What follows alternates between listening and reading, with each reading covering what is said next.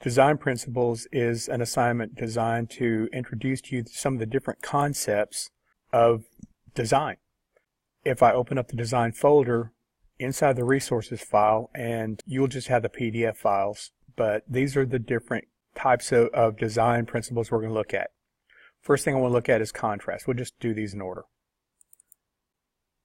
Contrast is the concept of having two opposite things happening simultaneously. As I look at this example, I have vertical lines, I have horizontal lines. They're set up in columns and rows. It's all very uniform. It's structured. It has full of right, sharp angles.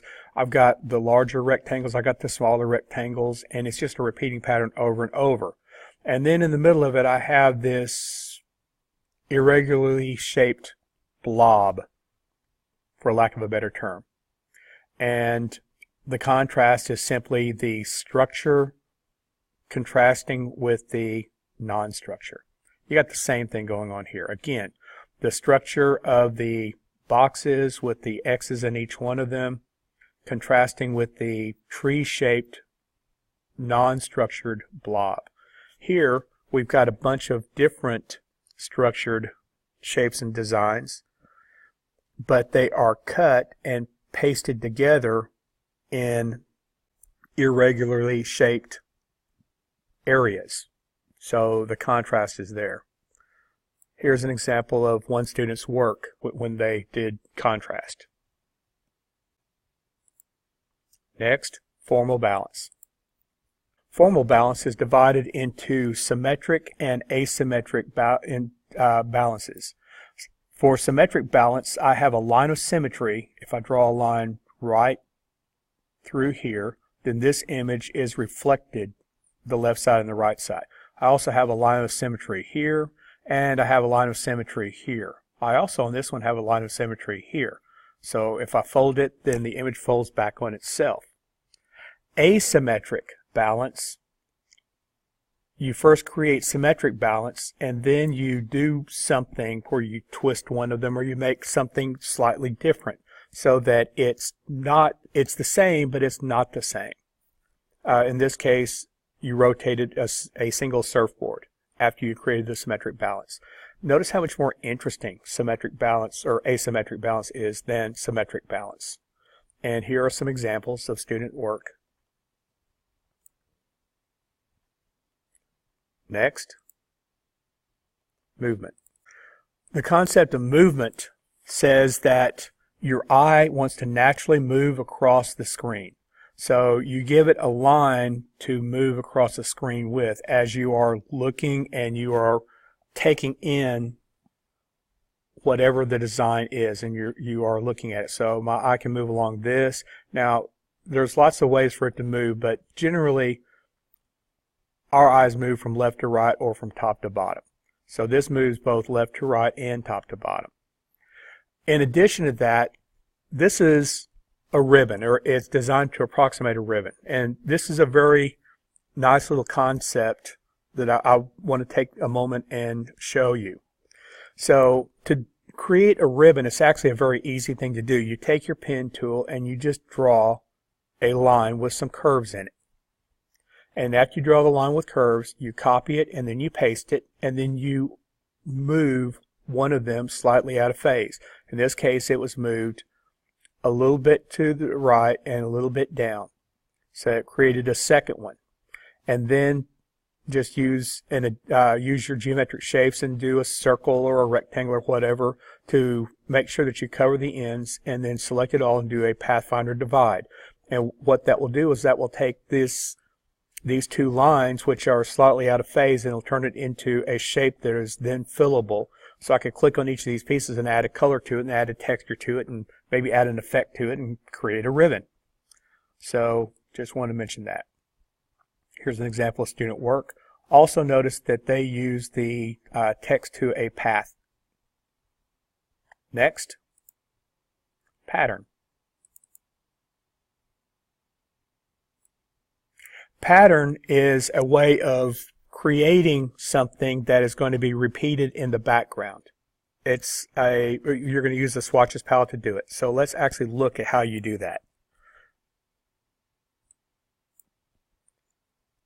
First thing I'm going to do is I'm going to create a shape. In this case, I'll do a blue rectangle. Then change color.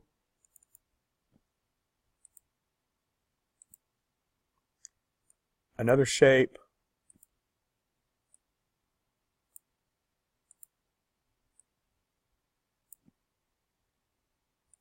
Change color.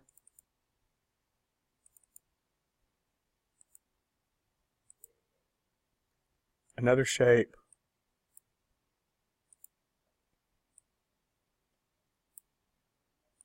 Position them how I want them. I might even want to do a Pathfinder divide. Select Pathfinder divide, object ungroup, click away, and then from there I could even choose extra pieces, change the color on some of those to make it more interesting, etc. And to finish the pattern, what I have to have is I have to have a background square that encompasses all of this. So for my square, I'm going to make it orange. And I need to have no stroke. So the important thing is that there is a background. It is a perfect square and it has no stroke to it. So rectangle tool, hold down my shift key, click and drag to make the square, pull up my layers palette, and move my background to the bottom, reposition wherever I want it to be. Once I have that set, click and drag to choose it all, object group. I now have the basis of my pattern. Now from here, I need to make it a lot smaller. So I'm going to make it about this big. I'm going to pull up my swatches palette, window.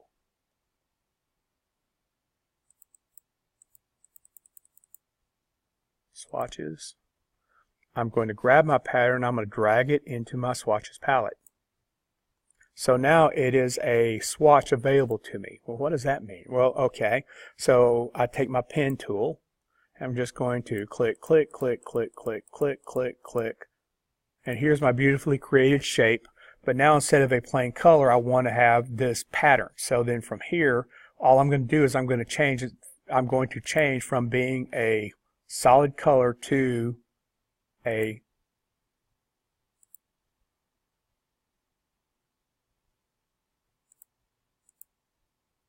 make sure you're on the fill color pattern. And that's pattern. Radial balance. The concept of radial balance simply says that there's going to be a point that everything is going to emanate from. So this is the point of origin for this one. Point of origin, point of origin, point of origin, point of origin, point of origin. So that's radial balance. It can be anything. It can be symmetric, it can be asymmetric. However it is you choose to do it, but it has a point of origin, and that's radial balance. Next, unity.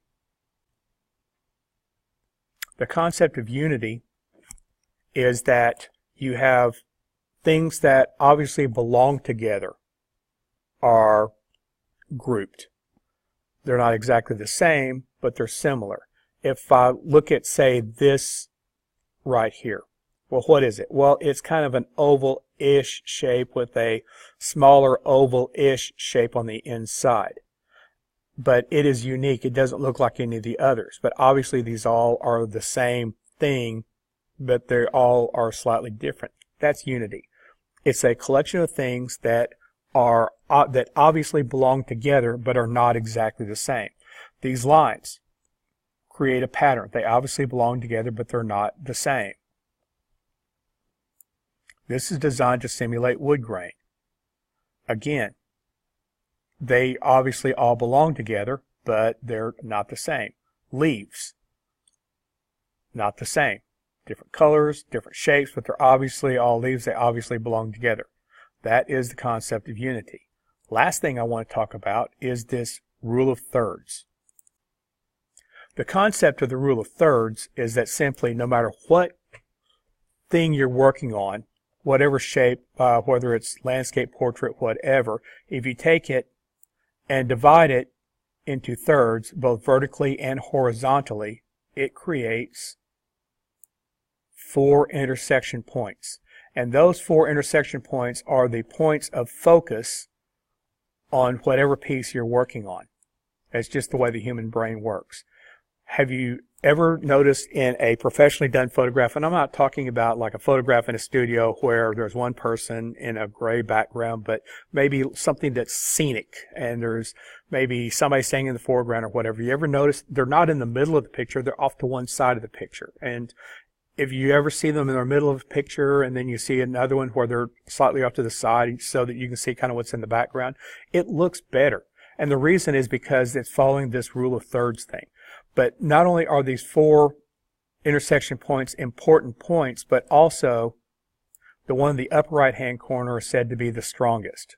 So if I were trying to create a scene with something, instead of having a person in the middle, I would have the person probably right here and their head would be at this point. And then whatever they were doing would be here. If I'm trying to create some sort of a beach scene, I would have the shoreline somewhere right along this line, or something along this line, or whatever the case may be. But get in the habit of using these.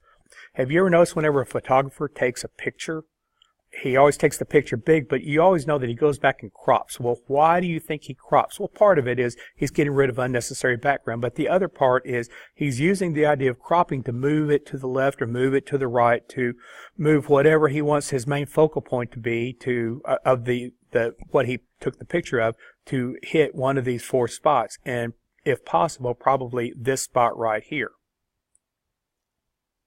So having demonstrated that, I want to go back and look at this radial balance. Let's look at this. So this is center focus, center focus. Notice where this is. It's in one of those points of focus. It follows the rule of thirds.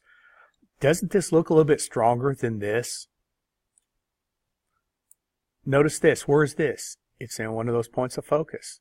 This is in another one of points of focus. It follows the rule of thirds.